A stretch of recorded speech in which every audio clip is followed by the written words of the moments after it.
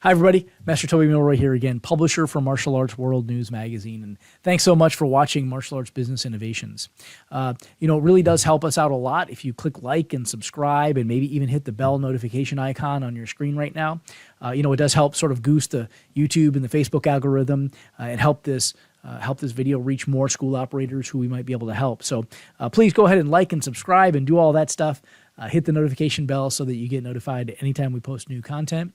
We're really working hard to speak with some of the most successful school operators in the world and bring you some of the biggest innovations in running your martial arts business. So thanks so much. Hit the notification and bell icon and subscribe, and we'll see you next time. Thanks, guys. Welcome to Martial Arts Industry Innovations, presented by Martial Arts World News Magazine. Here, you'll get the latest news and information about the martial arts industry and discover the latest tools, tactics, innovations, business systems, teaching strategies, and much more to help you grow your school, career, or martial arts business.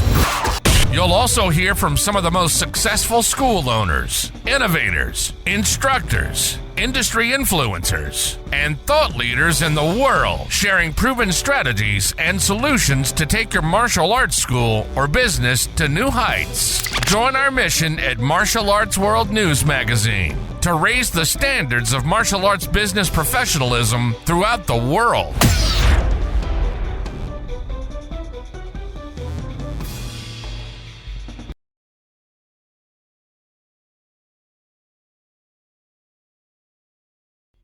Hey, everybody. Master Toby Milroy here again, Executive Vice President for AMS and publisher for Martial Arts World News Magazine. Thanks for taking the time out of your day today to join us. Today, our very special guest is the one and only Martial Arts History Museum founder, Michael Matsuda. Michael, thanks so much for taking time with us today. We really appreciate it. I know you're busy as hell out there with all things going on at the museum, yeah? Yeah. Well, thank you, Toby. I truly appreciate it very much. Very kind. I'm gonna click around here a little bit. I got to make sure I get this shared out to our group and our page and all that sort of stuff. So bear with me for just a moment on that. But while I'm doing that, I never like to take for granted how much or how little people know about the given topic at hand. Right? You never know. Like the martial arts industry is a very diverse thing, and it has a lot of. It's not one big thing. It's a bunch of little things. Right? And my experience has been it's a lot of little organizations or little chunks here and there. And it's been my observation that in many cases and in many ways, what's like super common and well understood in one sector or one segment of the industry, another sector doesn't know anything about at all, right? I see that a lot on the business side of the fence, right? When you look at taekwondo schools have sort of like a certain way that they do business, and then like the sport karate guys kind of have a different thing, and you know what I mean? And they very rarely intermix, right? So maybe start us off at the beginning. What was kind of like the original mission of the History Museum? What was that all about, and how did all this get started? A big answer. Short story, right? Make it short and sweet. I started the museum because I felt it was the right thing to do. There's nobody doing it. Nobody keeping our history alive. I've been doing martial arts since 1967. So I'm an old fart in doing martial arts. 57 years now. It's quite a while. And, martial arts in America is not that old. Well, for us, it's not that old.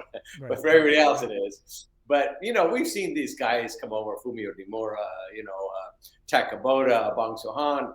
And as doing martial arts since I was 7, growing up, I got to know all these people. So they were all part of me.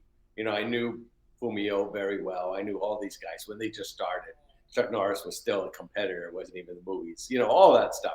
And a lot of people can relate to what I'm talking about. But, as time went on, I said, well, I want to write for the magazines. And that's what I did. I started writing for Inside Kung Fu when I got my journalism degree and started writing for Black Belt. But I said, there's nobody really focusing on the history. They touch a little bit here and there in the magazines, but it's mostly on what's the deadliest technique or what's, that's happening. And I said, it'd be nice to have something that keeps our history alive. And I've written books about our history and stuff like that. But I said, I think a museum would be a nice thing to have. But I didn't know anything about it, period. So I went back to school, another 8 years. Went to every university you can think of. I went to the American Film Institute, learned producing, directing, everything, design. I learned everything I could to run a museum and run a business successfully. And once I felt I had that, I said, okay, let's go forward as the traveling exhibit. And if people like it as a traveling exhibit, then we're going to go forward with a museum. And that's what we did. We took it on the road. And then for several years, people liked it. And I said, okay, let's go forward with a museum.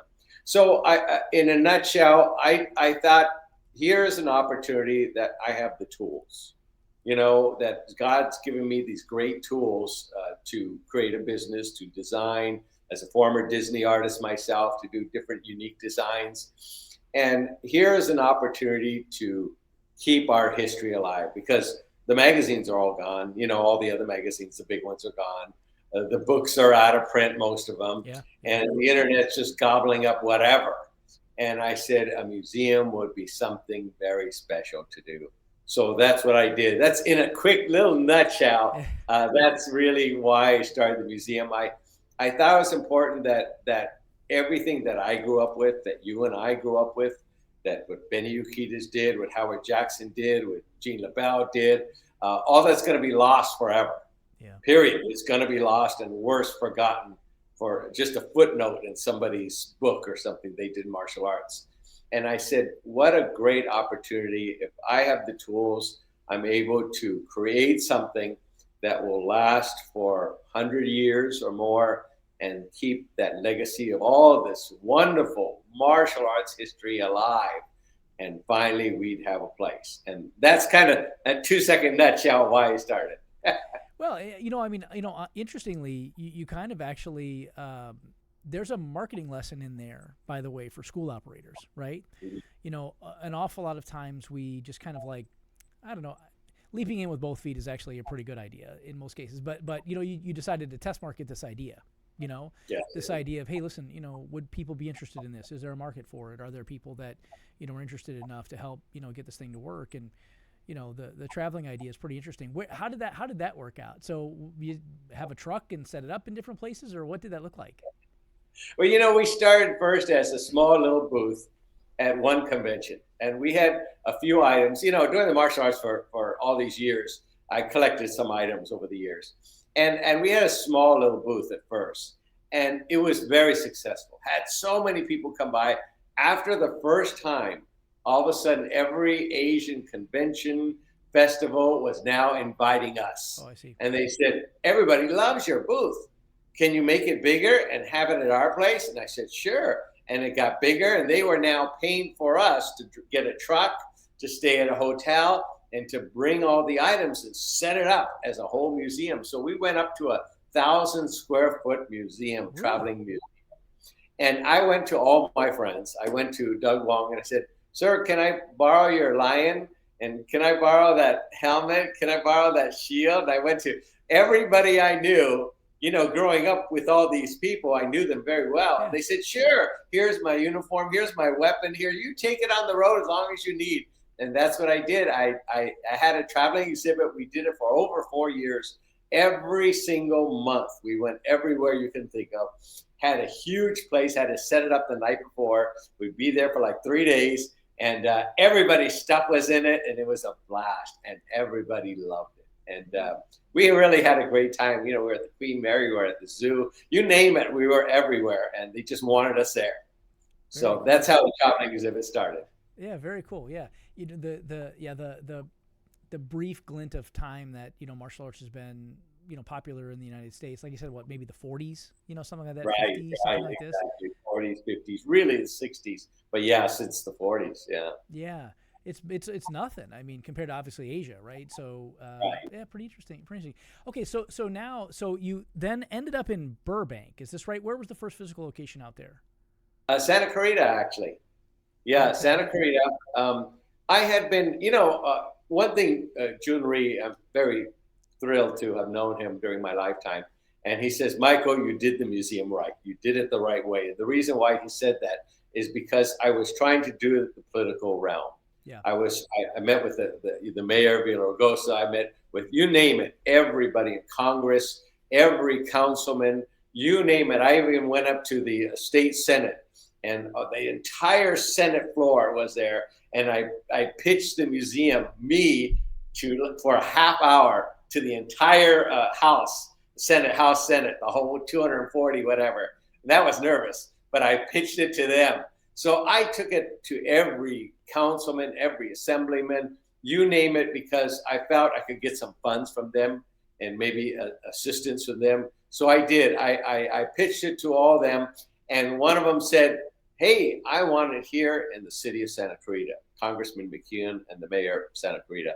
They said, we want it here because we're going to build 3 museums over here, and one of them will be yours. And I said, fantastic. Okay, I'm ready to open. We've done our traveling. We've got our stuff. We started ready to open. We rented out a 7,000 square foot facility right next to where they were going to put the museums. We opened the doors, and then about almost a year later, a new mayorship came on, and they said, we're not going to do the museums. And I said, great, we're here waiting for the museum. So as soon as our lease was up, after a year, we packed up everything, looked for a new city, and Burbank opened their arms to us, and we moved to Burbank. And we've been in Burbank for 14 years, very successful there. I'm thrilled to death. We did so many great things there. And now we're here in the city of Glendale at almost an 8,000 square foot. So we moved from a 7,000 down to a 1,600 square foot, now back to a 8,000 square foot facility. And now our doors are open, been open 4 months here. Yeah, so 4 months at the new location, and this is in 4 months in the new location. Oh my gosh! And you guys built this thing out. This was incredible. We the kind of cool thing about social media is you get a chance to kind of keep up with your friends, right? And I was watching you all over there carrying sheetrock and building this joint out kind of yourself there. What was that process like? I mean, this is a whole building. This is an entire thing from stem to stern. I know school operators have been through this, right? In many cases, like we will acquire a building, maybe a strip center or something, or a standalone building. And, even if you're just leasing a space, you've got build-out concerns and construction, and you've got all these things to deal with. So How did all that go? What did that look like? And I think you had a bunch of help there, yeah? Yeah. Well, when we moved to Burbank, we moved from a big facility to a small facility. And it was 1,600 square feet on the inside and about 1,000 square feet on the outside. And on the inside, I made the hallways and everything a whole maze. And it came out really nice. I had design in mind, what was going to be there. And then we made it really impressive, with going, again, as a Disney artist and a designer myself all my life. I made it very nice. I have to say that. It was very impressive. We had outside, we had a pavilion with a canopy, and we made a theater outside. It was in the parking lot, and we kept that up the whole time. So we needed to take that small little thing and make it into this big thing. Here we are now. So when we got into this building, it was vacant, nothing. There were no walls. It was just a couple rooms and a big empty space. And I already knew the vision for the museum a long time ago. I already had it in mind. I didn't need to write anything down. I got 2 pieces of masking tape, 2 strips, rolls of masking tape, and 2 cans. And I went down on the floor for 3 hours. I went, laid it down, and I said, that's it. That's the museum. Here's Japanese section, Chinese section, this section, here's the theater, here's where the screens go, and boom, when we finished it all, it was almost exactly to what I put. I have a background in design architect as well. I went to school for another 8 years to do this. Before I finish the last thing, I didn't want us to be unprofessional. I wanted people to know martial arts can be professionals. Sure. Yeah. And I needed the business to succeed. And I didn't want to be just someone throwing stuff on the wall without a reason. I needed to make sure people were going to respect this museum, look at this museum and go, oh my God, look at this place. Who designed this? And that's what I wanted to do. And that's how I made this. So we got all our friends to grab everything, pack everything. Thankfully, we had like 20 people come, and haul everything in here. And I got my friend who knows construction, and me and him, we just built this place, my wife and I first. And then when my wife and I could do as much as we could, he came on as a contractor, and him and I learned how to saw, I learned how to cut, I learned everything. Now I can build a house. But we built every wall in here, everything in 4 months. And I designed at the same time, I designed everything, because even though we had all the stuff from before, this needed to be expanded. So I needed to have that opportunity to make more stuff and more design, and more video. And that's what we did. I in the same time we were constructing, when he left, I went on the computer and I designed all the graphics, all the artworks. So when we were done, I was bringing everything in and started setting up the TVs and the artwork and the design. And I knew everything was going to go. So it was all in my head. I didn't have to write anything down. And I think it came out fantastic. But it was a lot of work hauling everything here. But thankfully, we had such wonderful people that came on board and just took time off from their work and helped us out and move everything in here. What a chore that was. And finally, it's up and running, and I'm thrilled to death. But it was a lot of work. We worked all day, all night, and in 4 months, we had it done, which is unheard of. But there we were, ready to open the door in 4 months. Yeah, it's again, I think, especially in the school operator, in the school sector of the industry, right? We've all, anybody who's ever moved to a location or moved to a bigger location or a smaller or whatever the case is, they've lived that life. They understand where you're coming from, right? I mean, I can't tell you how many days, I spent sleeping on the mats, or, the carpet glue scraper to get the floor flat and clean, to get the tile down, whatever the case might be. I mean, you do what you got to do, right? That's the life of an entrepreneur, right? Now you guys do some stuff out there that I think people may not know, may not fully understand. So it's the Martial Arts History Museum, but one of your sort of objectives is to attract non-martial artists, right? So you do tours with schools, elementary schools, primary schools, middle schools, things like this, from all over the country and things like that, right? So talk me through that. How does that sort of how do you put people in the room, right? And then sort of how do you get schools to cooperate, and how does all that kind of work? Well, one of the great things about this museum, it's obviously about martial arts, but it's also about art, music, culture, animation, graphics, design, all that. Everything. It's about history, the Martial Arts History Museum. And when most of the people that we have coming here don't do martial arts. Right. Most of them. They're people that want to see a museum. And when they come in here and they look around, and at the end they say, oh my God, I never knew this. I thought there was one martial art and that was it. I thought there was just karate. I thought there was just taekwondo. And now their eyes are open to see all these different arts from different countries. And I think that's one thing that we really do very well, is we open the doors of opportunity for people to learn about the martial arts. And when they leave, they get inspired. They said, oh, I wanted to take martial arts. Now I kind of know which one to take. Oh, I didn't know that about the martial arts. I didn't know about that history. So we tie in, it's a history lesson, because we tell people where the samurai came from, what language it speaks, the music from Japan, the different things from China. It's a whole history lesson. It's not just punch and kick. It's about each country and how the martial arts became a major part of that country and changed that country, and then how it came to America and changed America, through animation, through film, through TV. So it's a nice history lesson where kids can come and enjoy. And when we get the schools in, and now that we're in this place, we're starting to work on the schools in this area. But we get the schools, and the teachers always say, this is the only place where the students go, at everything, and don't run around, and actually are in awe of everything here.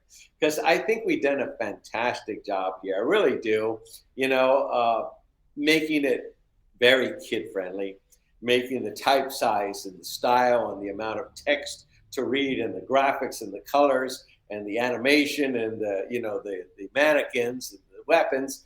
I think we make it all very pleasing so that people come in here like a Disneyland and say, ooh, I love that. That was great. I really enjoyed coming here. And I think we accomplished it. I really do. And I feel, and I hope through this interview, and other people will see this, that coming to the museum will inspire their students to go maybe a little further, to learn more about the country, to learn, oh, that's what Taekwondo is about. Oh, that's what it means. Oh, those are the leaders. And maybe they'll stay a little bit longer, or maybe they'll get new students, from people coming here. And I hope schools will see that the museum can be a benefit to every school, because we get people, we had a map on the wall and it had a red dot for every person, every country in the world. And we filled that map 10 times over, because people will come here from every country and put visiting the museum on the list as one place to go while they're here. And so it doesn't just affect here in California, it affects all over the world. And I hope people see that, especially martial arts school owners, that bringing your kids to a field trip here will inspire them, will give them a little more confidence, say, hey, Benny Urquidez did that, I can do that. Cynthia Rothrock did that, I can be a star like that. They can see figures on the wall of people who have had nothing, who have built themselves from nothing and are able to make accomplishments. And hopefully the young students will develop new goals by coming here. Yeah, totally. Any glimpse into a larger world is a really useful thing. Some martial arts schools have maybe like a martial arts association or something like this, right? Something like maybe an ATA or a World Tang Soo Do Association or something like this. And things like that are very useful for the same purposes, right? You have students now that you take them to like a regional or a national tournament or something like that, and they see, oh my God, there's so many other people doing this, and oh, look over there, those are like the 9th degree black belts, and this type of thing, right? Mm-hmm. And what you're doing is very much the same. I mean, like, but you're also now sort of like combining different worlds that they may not have thought about, film and entertainment and stunt and all of these other things that sport, right? Like you said, Benny, right? Sport, that they're really part of a bigger family, and that's really useful for retention, right? In a martial arts school, there's 3 things we're worried about, right? It's acquiring new students, retaining them for longer, and making them better martial artists, I guess, number 4, and then how do I sort of penetrate my community more deeply? And I think that helps accomplish all those things, right? If they're more excited about the world they live in, they want to be part of that world for longer. I think it's exactly. It's great. Yeah. And so in first Burbank, and now just in the area you are in California, this is like movie central, right? This is entertainment world out there, right? So describe to me sort of how you think about that, and obviously the world of Hollywood entertainment. I don't think you can go to a theater nowadays and not see at least 1 or 2 movies that have a pervasive presence of some type of martial art, right? Whether it's Jason Statham or certainly the animated stuff with the turtles and the the Kung Fu Pandas of the world and things like this, but it's really everywhere in entertainment now. So, and you guys are right, like in command central of all that stuff. You get a lot of support from that sector too. How does all that work, and what does all that look like? We are thrilled to be here in the Hollywood area, shall we say. This is the entertainment capital of the world. It is. And, we are thankful for the amount of people, especially here in Glendale near Hollywood, that so many people come by where we just moved at there. Thousands of people now rocking down the street. And when they come in here, we're able to connect them with animation and film. We have, props from the different movies that they can relate to. We have a whole timeline of martial arts and film from the early 1920s and silent films all the way up to Billy Jack and, Cobra Kai and everything else. So everybody can see a nice timeline of martial arts and film and TV. And it's a big part. We have a Bruce Lee section, a Bruce Lee wall as well. And that gives them something to relate to. People like to see things that they can relate to, whatever it is. And when we have senior citizens come in here and they see James Cagney up there and they see, people, oh, I remember that movie from back in the 30s or 40s and all that. Those people can relate to that. So we have the same thing. Movies is a big part of the martial arts. Without the movies, we'd still be in community centers. We would be. Sure. It's the movies that that got martial arts going, that brought new attention to the martial arts. From the Blood on the Sun to Flying Guillotine to Enter the Dragon, and it's been that influence of the movies that we've been able to have schools spread all over the place. Yeah. And we take advantage of that. We have people come in that have been in some movies, and we have our big convention called Dragon Fest, but we also have days that they're here at the museum. We have a video here showing all these people from Alec Baldwin and Howard and all these people, Hector Elizondo, and all the people who have come to the museum and have been here. So we're always getting that nice Hollywood crowd. Not a big Hollywood crowd, but we get some of the Hollywood crowd, which is nice. And we have a theater now, so now we're able to screen the movies. Oh, yeah, so we are thrilled every time we screen the movies. All the stars are here.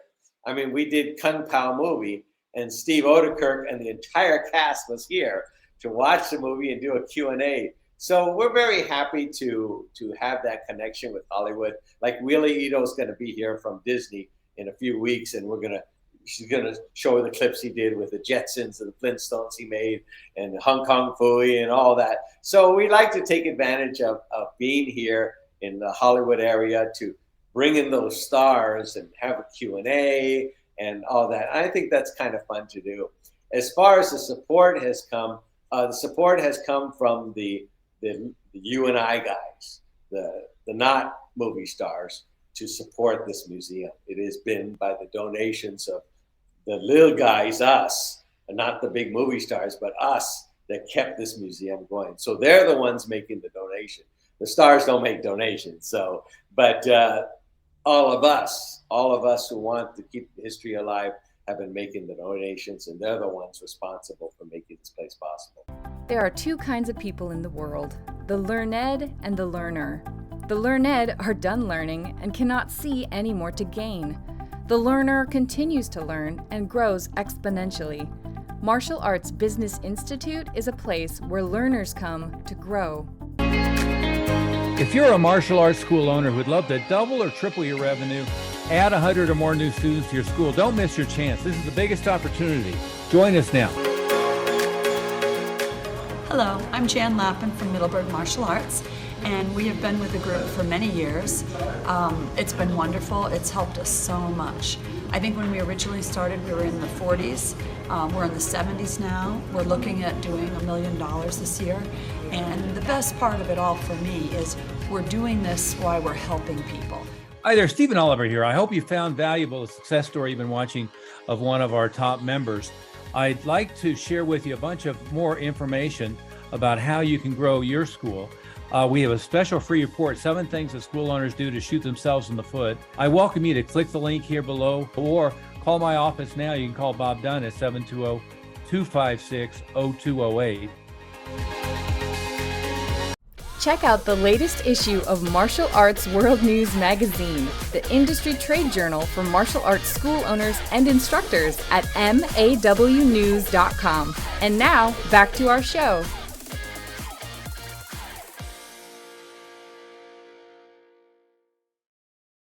Which, by the way, okay, so 501c3. Talk to me about the organizational structure and how that looks. And like again, this is a nonprofit. Talk to me about the whole structure here. Yeah, we are a nonprofit 501c3 organization. We also, besides the museum, let me go off a little bit. We do a lot of charity work. Yeah. We work with with groups that come in here who are mentally challenged or physically challenged, and we don't broadcast that, but we do special free tours for them, and we get them in a regular schedule of seniors who have dementia and having Alzheimer's, and we bring them in there. We work with them, bring them through the tour. The people work with them. We gather uniforms for those who can't afford it. We do things for Make-A-Wish Foundation. We connect them with movie stars that we know of. Yeah. We do a lot of stuff that we do for the community, anti-Asian hate days, women's empowerment days. We do a lot of stuff that will benefit the community. And that's because I don't feel a museum should just be a museum. We need to be part of the community. We need to be part of that blood drive. We need to be part of that, different things that'll help learning a little self-defense. We gave out taser rings to everybody free of charge. We showed them how to use it and gave it out to the seniors and the Asian groups and all that. We did all that. So I think it's important as a charity that we do all those things to help that community. That set aside, yes, we are a 501c3. Every dollar raised goes to support this museum. I've never taken a salary yet. Hopefully one day I will, but I've never taken a salary yet. Everything that everybody does all goes to the museum. All the money for Dragon Fest goes to the museum. All the money, people donate water, donate toilet paper, donate whatever. That way the museum doesn't have to fork out for that. People are so kind, so generous to help us out because they believe in the museum and what we're doing. And it is because of them that we've been able to save that money and be able to get this big place now here in Glendale. But if it wasn't for them, that would be impossible. So we are open to donations. We are open to sponsorships. It's all tax deductible. Everything is tax deductible. And, getting all these thousands of people that come in here, it's a nice place to start advertising people's stuff, on the videos or on the walls or something like that. Because, in the end, that's what we're trying to do. We're trying to keep our history alive. We're trying to benefit the martial arts schools by bringing in new students, want to learn about the martial arts, and that's what we're trying to do. So we're hoping that schools will come on board. If everybody, let me put it this way. If every school gave $1, every school gave $1 a month for 1 year, we would be set. I can tell you that.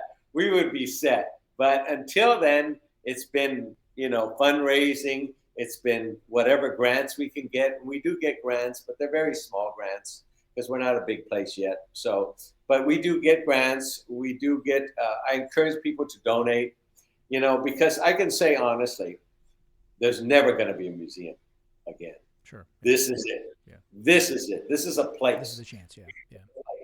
We've been a professional place. We've been a place that stars come, that big people have come and people learn from and people enjoy, where schools go to. We are here. We are a bona fide, certified, well-respected museum that people can enjoy. So I say this is our one opportunity. We're not going to get this opportunity again. Here it is. Here's our opportunity. Let's make sure 108 years from now, people will still come to this place and learn about what Gene LaBelle did or what Joe Louis did or what any of these guys did. They can learn it here. Yeah. You're only ever one generation away from not knowing, right? I mean, nobody knows Sanskrit anymore. At some point in history, the last guy who knew Sanskrit, not bad example, but you get the idea. It doesn't take that long for that to just disappear. Right. By the way, if I'm a school operator, there are a couple of lessons built in there, by the way, that you mentioned, kind of casually without, for many, it's sort of, it takes a lifetime to learn it. But the lesson is, if you want to be a pillar of your community, go be a pillar in your community, right? Right. If you want to have deep roots in your community, if you're a school operator, you go do the things that you're describing. You go work with the elementary schools. You go find the, women's shelters and you work with them. You find the, they're all out there. There are lots of opportunities to do that. Just oftentimes we don't take the opportunity to do it, right? So there's definitely a lesson there. And if I'm a school operator, I think if I'm going to support a nonprofit or for whatever reason I have, what a great way to serve both masters, right? I mean now you've got, almost a self-fulfilling prophecy. I mean this is a great opportunity for people to learn more about the martial arts that might never have thought about it before, right? Exactly. Yeah, I think it's fantastic.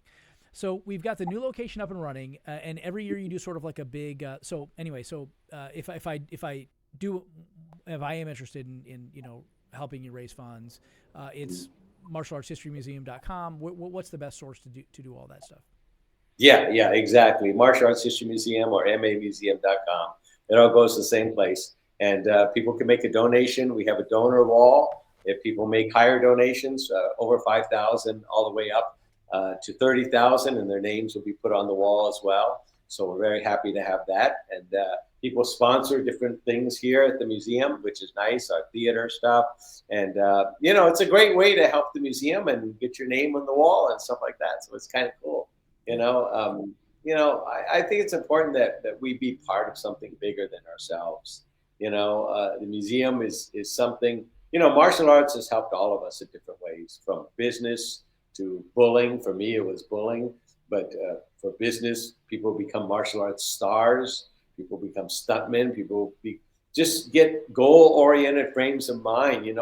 As Howard Jackson once said, it teaches you to get a next belt. I'm going to get that green belt. I'm going to get that black belt. And it helps enforce that goal. So in life, they're going to go, I'm going to get that promotion, or I'm going to get that better job, or I'm going to become a better human being.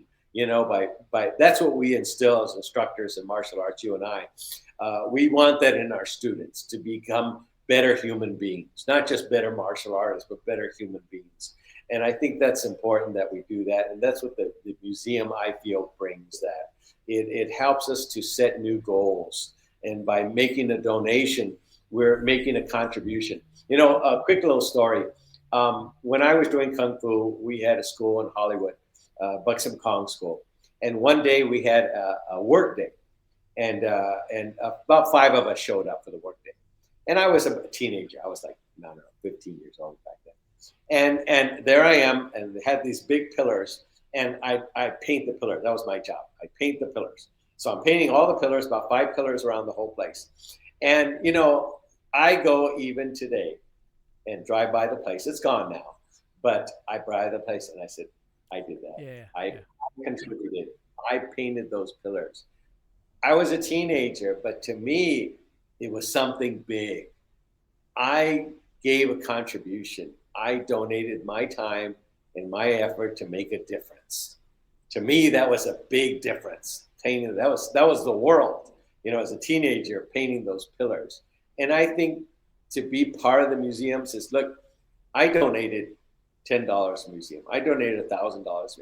I was part of that, of keeping history alive. And I think that's what's important, that we can all be part of something bigger than, it's great to do martial arts. It's great to get a black belt. It's great to have a school. I've had all these things myself. But it's great to give back to the arts that gave us all that, who inspired us, who molded us, who helped us become who we are. And here's a way to give back to the martial arts by keeping its history alive. Yeah, 100% agree. But by the way, there's another buried lesson in there, Michael, by the way, which is, the neither of us, and I would probably propose that no one watching, none of our clients, nobody in the industry, anyone who's, first degree black belt or higher, none of us can very accurately describe their 13th blue belt class. Don't have any idea what happened. But I can tell you I could describe every detail of the first time I was invited as a brown belt to go to the movies with the black belts, or to come and help with a class the first time, or to take one of the white belts who was struggling a little bit as a red belt, as a young red belt, and take him in the back and work with them on their front stances. That I can remember I remember what the temperature was outside. You know what I mean? Those are the types of activities that make an impact. So I agree. I think those are the special things that we should be thoughtful about. So you just had Dragon Fest not too long ago, and this is sort of like the big annual fundraiser, or the big kind of convention that you all do. Walk me through that whole thing. This is a big event. What does this look like? What's this all about? Well, we've been doing Dragon Fest for a little while. Jiro Okamura had it before us, and he did it, and it was great. And then he stopped doing it. And then 10 years later, everybody kept bugging the museum to bring it back. Michael, bring it back, bring it back. And I said, no. And finally, I said, okay, I'll bring it back. But before that, I had been working for Blue Cross of California, and I've been hosting their conventions. So I was already familiar with throwing conventions. There was no problem there. So I decided, okay, we'll do it. And I asked for Gerald Okamura's blessing. He said, you got my blessing, it's yours. So that's what we did. We resurrected Dragon Fest. And it has become our biggest fundraiser for the museum. And it is filled with 100 booths, with stars, with celebrities, with icons, We do seminars. We do on-stage performances.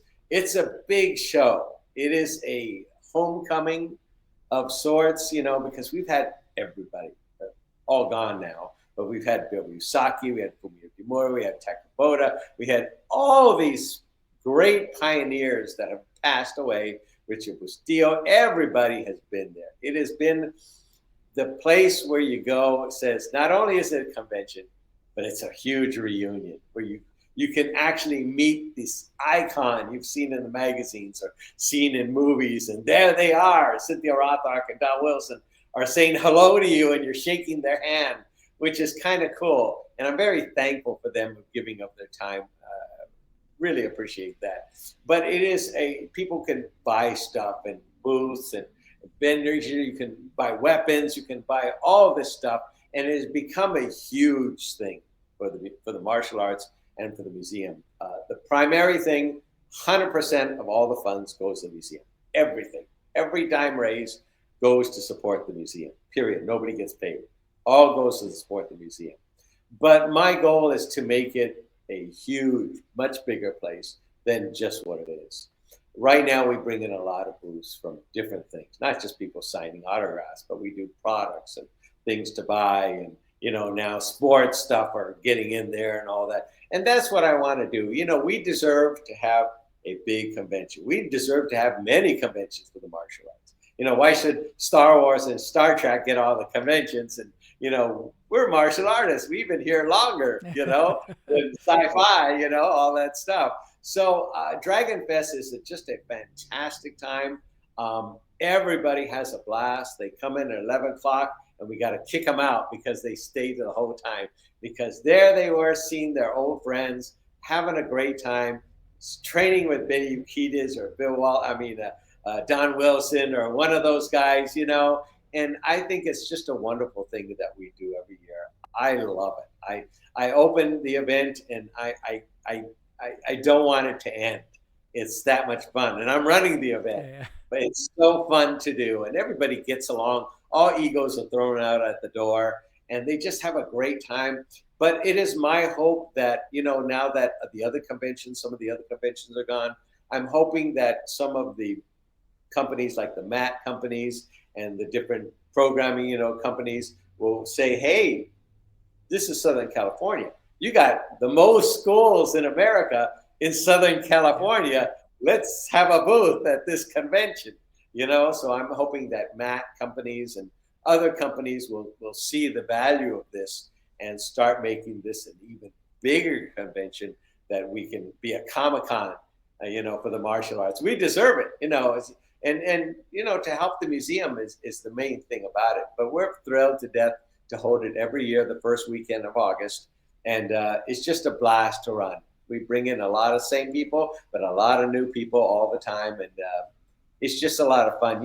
Years ago when Ed Parker had the Internationals, and I used to go there every year. And I don't know if you've been, but it was at Long Beach, and it was a huge arena. And I would go there and I'd see my old friends like Brendan Lai, all these guys I'd see there. And it would take me an hour to walk around it because I saw all my old friends that I haven't seen in years.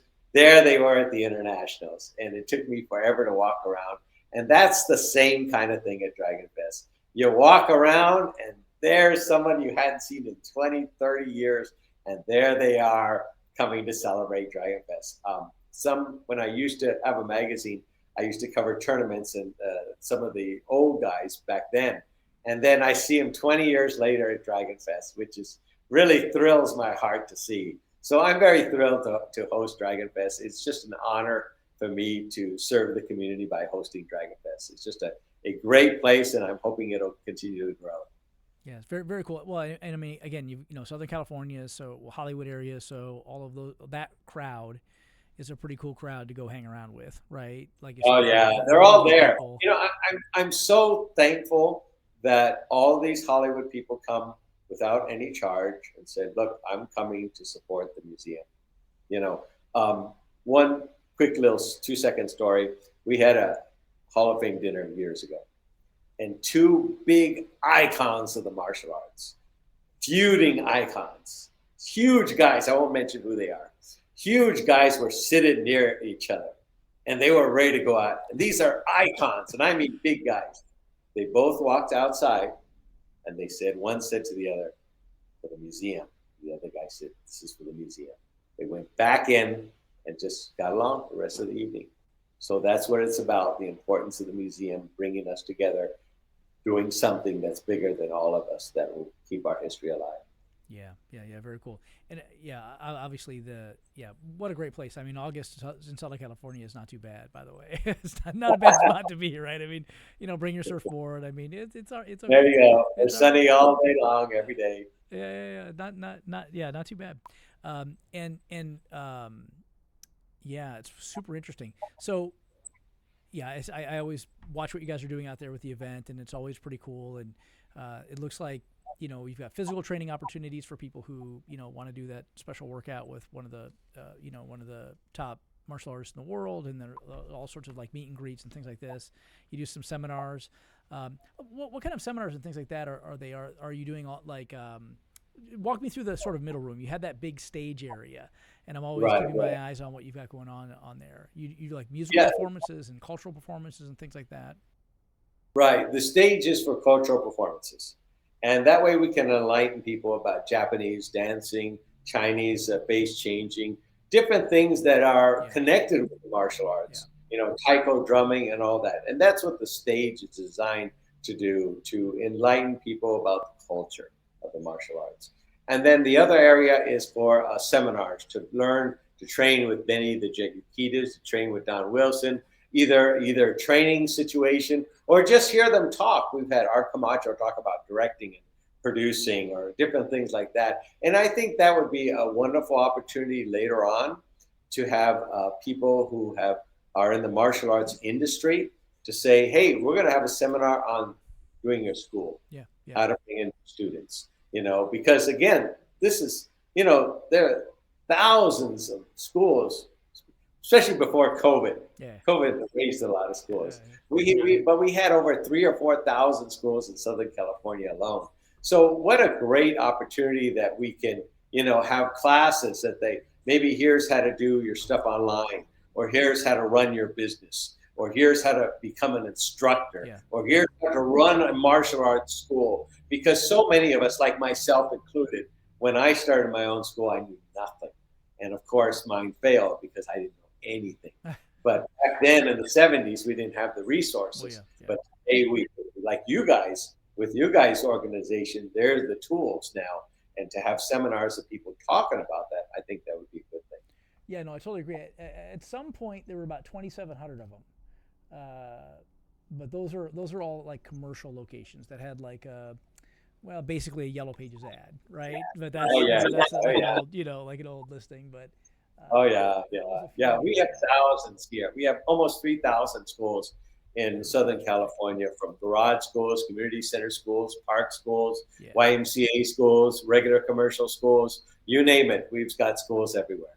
Yeah, it's definitely a hotbed. I mean, I don't think that there's a hotter hotbed, frankly. I think one might argue there are a couple of areas. Atlanta's actually, pretty densely populated with commercial schools and things like that. But Southern California, it's definitely like Southern California anywhere. I mean, it's crazy. It's a golden opportunity, especially here. We have a lot of instructors that come. And especially here, if there was to learn about marketing, to learn about, martial arts industry stuff would help any school, period. You and I both know that. By learning, I could do it better that way. And this is, I can learn this way, from doing a martial arts business and running it more as a business and making sure it survives. That's where you guys come in. And I'm hoping people will learn that also later on here and have that here. Yeah, totally. Well, I mean, just like your focus, before starting the museum and every day since, right? If the business isn't viable, it doesn't matter how good your martial art is. If they don't know about you, right? If the community doesn't know you exist, if they don't understand what the benefits of the value are, then why should they even bother walking through the front door, right? So it's in some ways an unfortunate reality, but it is the reality that sadly the better marketer wins. Yeah, I gotta exactly. tell you, it's unfortunate, but it's true. Oh yeah, definitely. You know. Definitely. Besides Dragon Fest, we here at the museum, we hold 3 events a month. We have honor days. We have different ceremonies here. We have lectures here. We have movie screenings here. We have game nights. We even had a Lego day here, building Legos. We have a lot of stuff here at the museum to keep people coming in the door all the time. So we're always flooded with a lot of people coming to see, oh, what else is new? Oh, they're going to honor, Takaboda, like we're going to honor Fumio Demura coming up. And we're going to have a big show and have a big thing for him.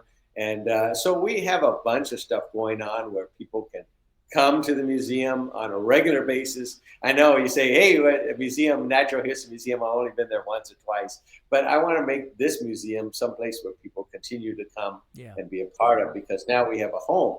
We have not just the museum, but we have events, we have movie screenings, we have shows, we have concerts, we have different things like that we have at the museum all the time to keep people coming back and keep them involved. Yeah, super cool. I mean, I know that like the displays and exhibits and things like that themselves are pretty engaging and pretty cool anyway, right? But I think you're right. Like the dynamism, I'm from the Midwest and about 3 hours from Chicago, and there's a Science and Industry Museum there, the Shedd Aquarium, and a Natural History Museum. They're very big. They're very large, right? Very large. Not New York, but pretty close, right? And that was there was one smaller museum right down the street that the traffic was probably equal, and it was much smaller because they were so dynamic. They always had something different going on. They always had these exhibits that were changing and some really kind of dynamic technical stuff. It was more of a technical museum. So they always had the new widget, and you had to go check it out, right? And very cool. I mean, very cool concept. So I think it's definitely the right track. Well, interesting. And I heard, so we're coming up on the 25th anniversary. Is this right? Right. It's going to be 25 years. I can't believe it already. And this is the 25 years of the traveling circus, or is this the physical location, or all of it? Well, years ago, I used to own Martial Art Magazine. And when I closed the magazine in '88, I met with Doug Wong. I met with Bang Soo-han. I met with Young Yu. I met with a lot of people about starting a museum. And I got in their opinion and stuff like that. So that's when I started the concept of a museum. After I went back to school for another 8 years, after I already finished my journalism degree, went back, got a business degree in marketing, design. And once I did that, then at 1999, my friend says, hey, there's this thing called the internet, and you should get your museum idea on the internet. And I said, internet, what's that? So, and he said, no, I'll show you and I'll pay for it. I'll put you guys on there. And I said, okay. So what's the name of it? I go, Martial Arts Museum. I'm going to get you MA Museum, Martial Arts Museum, martialartshistorymuseum.com, all of this, because back then everybody was got about, nobody knew. So that's what he did. My friend Fargor Zajak got me on September 15th, 1999. We got on the internet and I said, okay, that's the official launch of the museum publicly, September 15th, 1999. Cool. And that's the date I took, even though the concept was earlier. And that's the day we're going to register it and do it all. And that's what we did, September 15th. So now it's 25 years later from our launch date, and that'll be coming up this year. So that's going to be pretty exciting. One of the people said, Michael, you do honor days. We do a thing called honor days where we honor somebody, their life. Like it's a memorial, but they're still alive. Sure, yeah. We have videos of them. We read their biography. We toast them. We have fun with them. We show all their video of their life, and then people come up from all over and talk about them and talk about the impression they made on them. It's a very tear-jerking, wonderful event that we honor somebody. It's a very special time. It's a big thing at the museum. It really is, and everybody really wants to be part of it. It's the only place people fly in all over from the world to say thank you to your instructor who changed your life, and this is your one time to do it where you're all together. So we do that all the time. And someone says, Michael, you're going to throw the 25th anniversary. And I said, yes, we're going to do that. He goes, you have never been honored. We want to honor you. And I said, no, that's all right. He goes, no, you ask everybody if they want to be honored, and they all say yes. so you have to say yes. And I said, okay, I say yes. But you got to put it on. Yeah. And that's what they're doing. So they're combining Michael Matsuda Honor Day with the 25th anniversary on November 16th of the museum. So hopefully only the crickets, more than just the crickets, will come. And so that's what we're going to do, have my day at the same time as the 25th anniversary. So it's going to be a lot of fun. But I say the honor days, I think it's one of our greatest things at the museum. We have honored Bill Ryusaki before he passed away, Richard Bustillo, Fumio Demura, Takamoto, you name it, every single icon of the martial arts. We have brought them here. We show a video of their life. We read their biography. We toast them, say fun things about them. And then our students and all of them come up and say what you meant to them. And at the end, they address everybody. And it's a very heartwarming, tear-jerking, but it's time when everybody, their old students, fly in from everywhere to be part of this one event where they're going to say a final thank you. Hopefully not the final, but a final thank you to their sifu or their instructor. And that's the honor days. We do 2 a month. And I'm thrilled to death to do one. And now we're going to do mine. So it'll be pretty cool.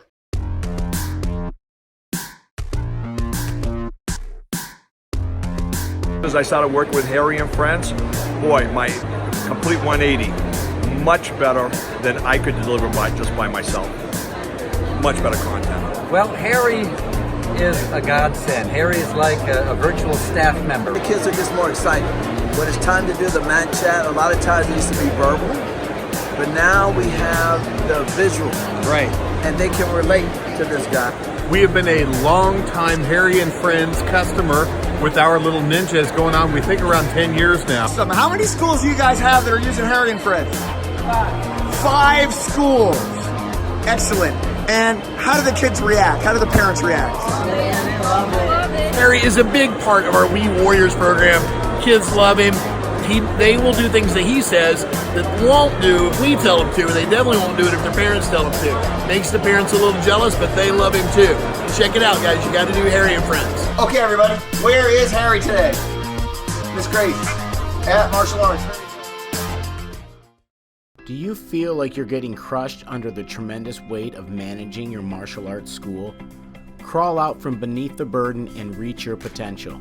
Lighten the load and let Atlas Martial Arts Software do the heavy lifting. Visit tryatlassoftware.com to see for yourself and get 7 free gifts valued at over $400. Stay informed while on the go with daily news in the Martial Arts World News Magazine mobile app for Apple and Android devices. Find us in your app store. And now, back to our show. That's super cool. Yeah. Well, I mean, look, the depth at which we affect our students should not really be underplayed. And we both know, right? I mean, all of us, we all know. Like, I mean, even from when I was 6 years old, 10 years old, all of this, it makes such a big impact on you over your lifetime. Every instructor you've ever interacted with, right? Especially those kind of core few that you spend so much time with. But you shouldn't. That's something that you really want to be maximizing. Meaning like, it serves them very well. Does that make sense? Right. Like, it serves the student very, very well to be able to express to you what you meant to them in their life, right? There's not a lot of opportunities to do that sometimes, No, so, very cool. Yeah, very. Cool. My 5th grade teacher, Mr. Martel, made such an impression on me still today. I kick myself for not going back there to thank him. Right. Kick myself for doing that. Right. Now we make an opportunity when we have an honor day. Fly in, say to your teacher, "You changed my life," and that's what we do in the honor days. 100%. I flew back to the Midwest for the retirement party for one of my middle school teachers. It was the same kind of a deal. It was really. I'm not saying I was on the wrong path, but I'm saying that it was that little bit of adjustment that really changed the way I saw the world. You know what I mean? So we should underestimate that. When I was out there, Mike, I mean, I thought what you did with the place was really, really something special. And like you said, from a Disney designer, I'm a huge Disney fan. I'm here in Orlando. I've done all of their publicly available courses. I've done all the management stuff, all of the leadership stuff, I love it. I love it over there. But a little bit less so the last few years, but still, I mean, it's, I understand the challenges of recovering from COVID, right? But I thought you did a great job of, of putting the thing together and making it look really professional. And it was, I would describe it maybe as like almost set design, right? Like set staging, right. Like you look like you're there. Some very, very cool stuff going on out there. And it was pretty interesting and a bit inspiring again to see some of the, I don't know, I think you had like the mask from one of the Shokasugi movies and a bunch of these elements that really kind of strike a chord, because this is, sort of our foundational martial arts developmental years, and we're like, I remember that. Yeah, I watched that thing 37 times, before. So what would you say are sort of your maybe favorite or most special elements out there that you'd want people to know about? We have a lot of great stuff in here. I have to say that. And we're opening a couple of new areas. One of them, you haven't been to this Glendale one, right, Toby? Not to the new location, no. Okay. We need to get out there. We're opening we have a lot of room here, and we're opening a section coming up. Will be our rotating exhibit section, and that way we can put in Star Wars uniforms for a few weeks. We can put in pirate stuff. We can put in Kempo stuff. We can put in whatever. This will give people an opportunity to be in the museum. Maybe we're honoring somebody that day and we'll bring in their uniforms for that weekend. Yeah. It'll give everybody that little opportunity. But I think as far as my favorite item here, and it's a great question. People ask me that all the time. Sure, yeah. And I say my favorite item, even though I love designing. That's my thing. I love it. I did Photoshop 1, I think. It came on the 5.5-inch floppy disk, 5.25-inch floppy disks. You put it exactly. in one after the other to load. Yeah, I remember. I'm still doing it. But I love designing. And, being part of Disney, I wanted to make sure it had that flair here, and people to come in here and enjoy it. And I wanted to make sure when people walked through the door, they were going to go, wow. We had a friend of mine come, and he stood at the door, and he knew where we came from the beginning. And he stood there, and he said, I can't come in. I've got to stand here because I'm in awe. And it was just the store. Yeah. He hadn't even gone into the museum. And I wanted to make that first impression as soon as you come in, saying, wow, this is going to be a cool place. And I think we've done that. But to answer your question, my favorite thing here at the museum is the journey. The journey. Why the journey? The journey because through the 25 years plus, I have been able to meet some of the most amazing people in my entire life. People who I would never have met if we didn't have the museum. Never met these people who helped us build this place and construct this place and make donations. And I've had little kids come up and put $5 in the jar or whatever. And all these people who have been so giving and so wonderful that I would have never met if we didn't have the museum. So I am thrilled to death to have been part of the journey. My mom said when she was getting older, and she says, I hope when I die, I'm not the last one, because nobody's going to be at my funeral because I'm the last one of her friends. And sure enough, she was the last one of her friends. There was hardly anybody at the funeral.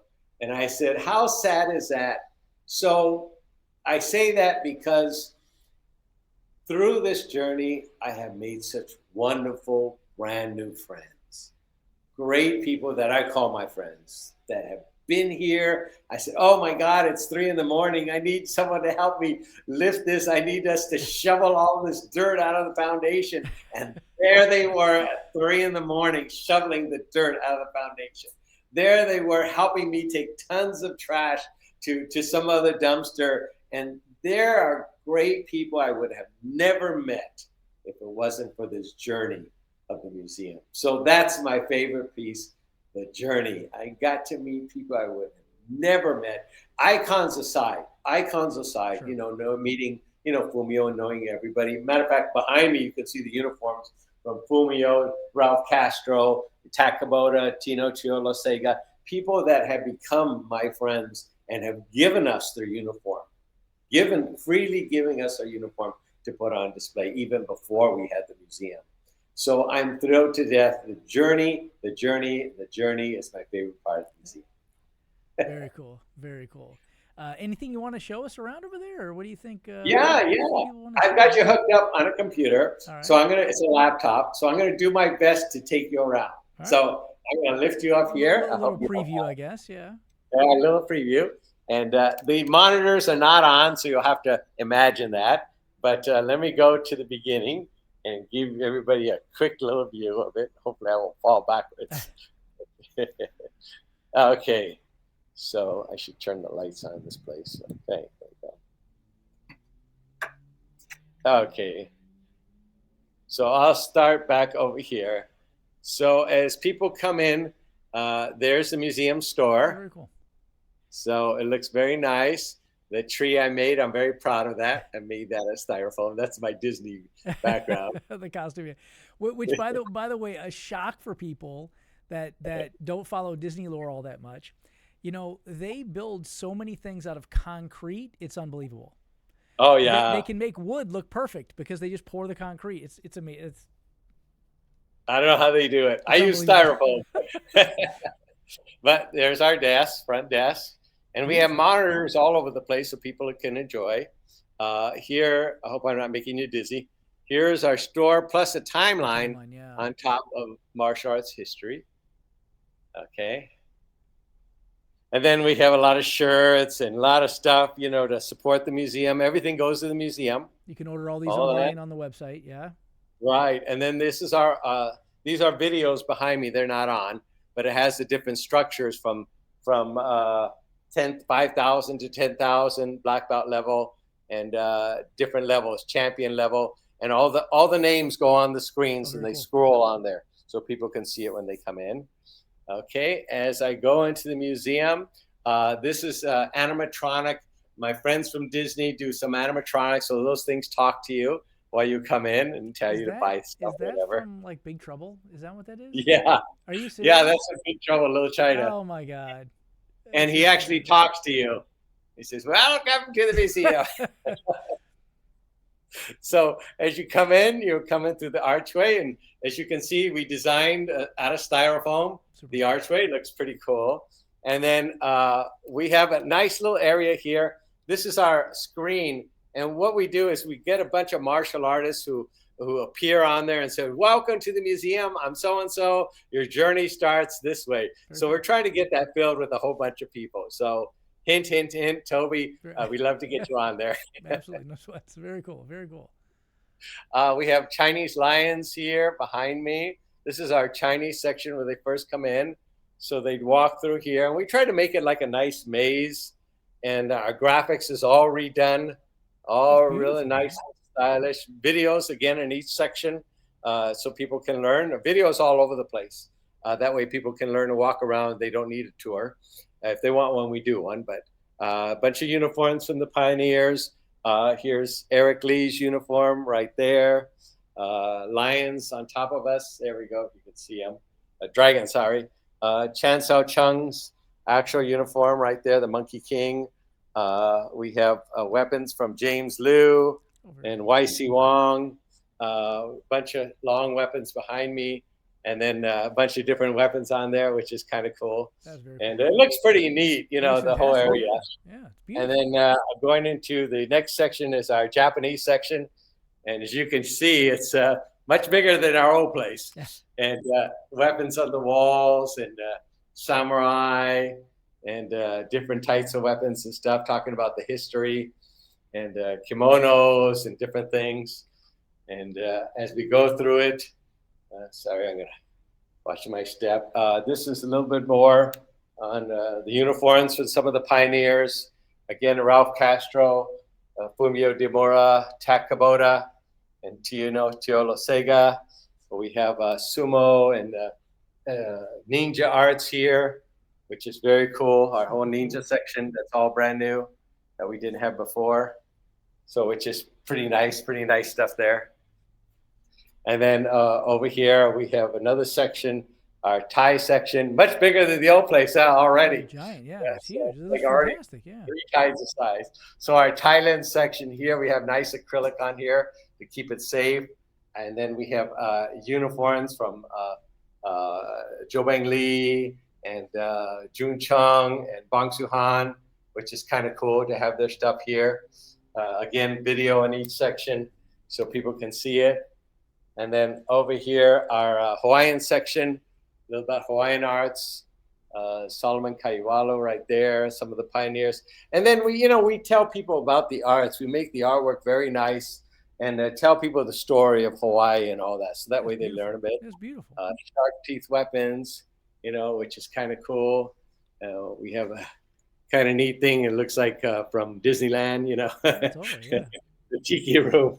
So we have oars and stuff. And then we have, again, we also try to lace it with uniforms from Saul Kaiwalo, Bill Ryusaki, and Cecil People's uniform. They're actual uniforms right here, which is kind of nice. Yeah, that's kind of cool. And, we have them all safe and protected. We have Filipino section over here, which is very cool. Have the weapons on there. Oh, very cool. Different things, weapons on here is all protected. Uniforms, or Ernie Reyes' uniform right here, which is kind of neat to have. So, okay, I hope I'm not getting you that dizzy. No, very cool. It looks beautiful, Michael. Jesus, it looks fantastic. It's a huge place. So I'll move over here real quick. This is our Bruce Lee area. We are finishing this one. So this is Bruce Lee, about Bruce Lee. We have a mannequin with one of the outfits, not the original, but close enough.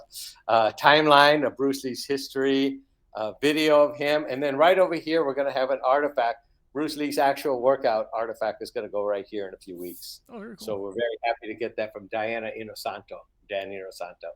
And then this is some of our media section of some of our, Karate Kid headband, the Revenge of the Ninja, all that stuff. We have a timeline here of martial arts. So this is all brand new, brought up to date of martial arts and film. All the different things, all the way up to today's, Shogun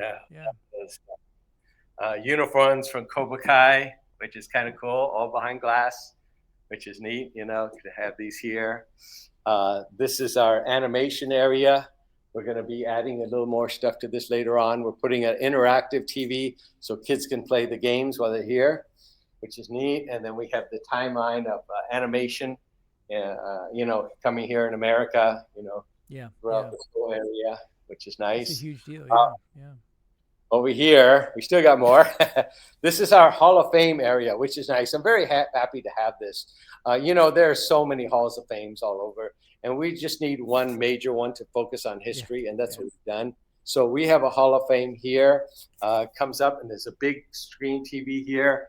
And on here, it has the names of everybody that's in the Hall of Fame. And it shows their picture. And then we're going to raise funds to put a kiosk right here. And that way they can tap their name and the video of them will appear and the biography of what they did to change history. So that's all going to be in that section. So that area is our Hall of Fame section, which is kind of cool. And there's George Chang's uniform and there's Aldo Casca's uniform. George Chang, yeah. Is always it? Yeah. George Chang. George Chang and Aldo Casca's. And then right over here is our martial arts in America. Right over here, and this is Gene LaBelle's outfit. Yeah, right there, which is very cool.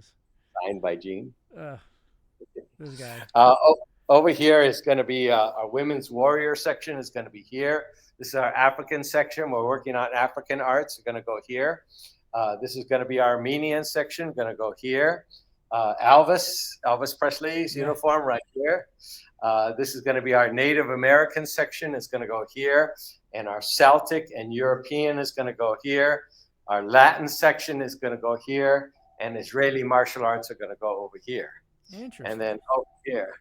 And you see, we still got more here. It's giant. Michael, it's giant. It looks fantastic. It's a huge place. It really is. We still got another room we're building. We haven't finished that one yet. Wow. But in here is our theater, which I'm very proud of. We have now 50 more seats in the theater, so I'll turn around so people can see it. So goes from here. Let's see if I can turn around here, here, here, here, here. So it's a good sized theater, 122 seats in the theater, which is really nice to have that. So we have 3 screens on each wall so everybody can see it, and it's very cool. So it's a lot of people can fit in the theater. Beautiful, man. Jeez, that's a lot of work, brother. Yeah, it is. And then the other room we're working on, let's see if I got the keys to open that. Yes, I do. Okay. Hold on. We have a storeroom here as well that we can store all our artifacts and stuff like that, but we don't have a chance to put up. And then here it is. Okay. Okay, and this is our going to be our rotating exhibit area. First over here is going to be our kickboxing. This will be on here. Our MMA, and then our boxing will be on here. Over here will be our Lego area. We just finished our Lego stuff we're going to be putting up. And then this is a lot of Disney area. It's going to be on here. And then this will be our rotating exhibit. This will change every month. Let's see if I can hold it back. There you go. So that's going to change every month. Oh, it's huge, yeah. Different uniforms, different things, and all that. So that's going to be a nice big exhibit when we're done. It's probably going to be our most popular area in the museum, in the exhibit area.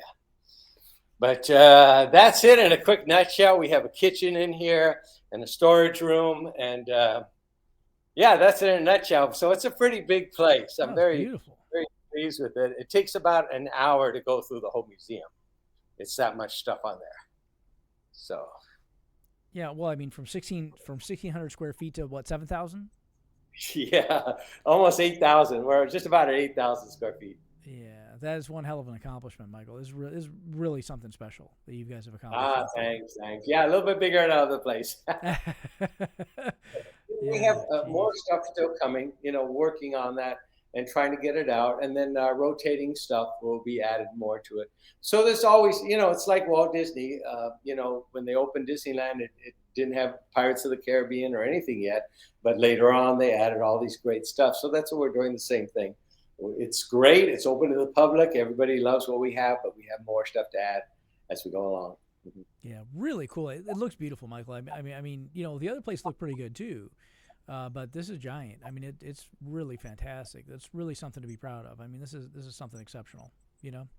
Thanks. Yeah, we can fit about 300 or 400 people in here, so it's pretty good size. Yeah, that's no joke. Yeah, that's no joke. Interesting. So that's about 6 buses, right? About 5 buses. Yeah, interesting. I'm thinking about the school thing, right? Like the yeah. How do I 90 kids plus, we can fit them all in here. Yeah, I like it. Yeah, very cool. Well, Michael, God, this has been fantastic. Anything else that we should know about the museum before we call it a day, or do we think we've accomplished most of it? Well, I think becoming a member helps the museum out. Yeah. Whether it's tax deductible, even if you can't even visit the museum, supporting the museum by becoming a member helps us out. It really does. Every donation, because this place is completely run on donations. People coming in the door, buying a ticket, buying something at the store, and donations. It's completely run by that. So we hope people will see the value that the museum brings to the entire martial arts community. And I'm hoping every school will say, hey, we'll donate so much, we'll get a museum patch if you do that, or something, whatever. Yeah. I hope they will see the value of what a museum can bring to the community and what's already brought already and what it can keep doing to the community. I hope people see that value. Yeah, totally. I mean, I can't imagine, what the expenses look like. And I mean, just something like Dragon Fest. I mean, anybody who's not ever put on events before, the numbers to put on an event like that are shocking. I remember, Michael, my first kind of big event.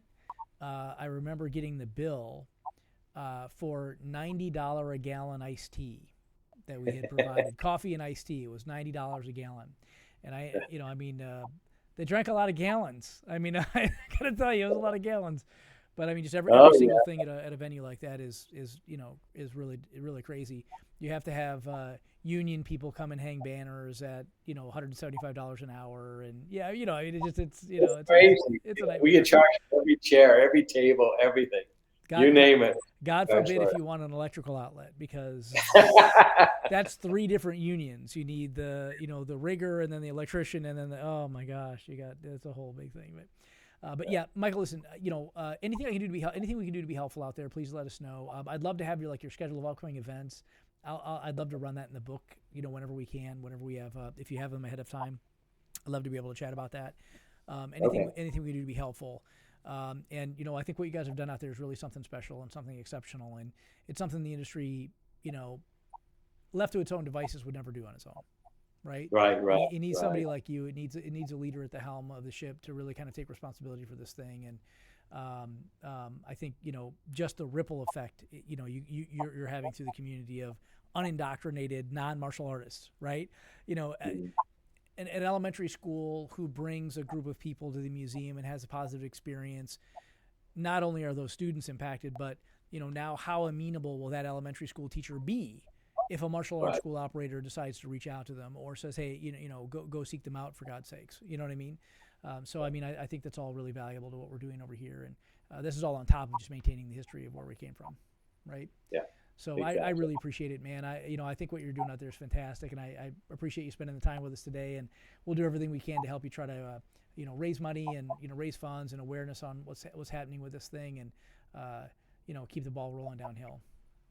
Yeah, exactly. Well, thank you so much. I appreciate being here. It is my honor to serve the community. It truly is. Martial arts has done so much for me. I'm just the person who threw the pebble in the pond. That's all I am. So when I'm gone, someone else will be here, but it's that history we're keeping alive. Yeah, I really appreciate it. Well, Michael, thank you again so much. Thanks everybody for watching today. We're going to run this through the magazine and through our other channels and things like that as well. So if you're not watching live, which is kind of it's an unusual schedule for us. I usually do this on the second Tuesday of the month. So many of our members may not be here today, but we'll make sure we get them. We'll make sure we get it to them. But thank you again so much, everybody, for watching. Michael, thank you for the help and everything, sir.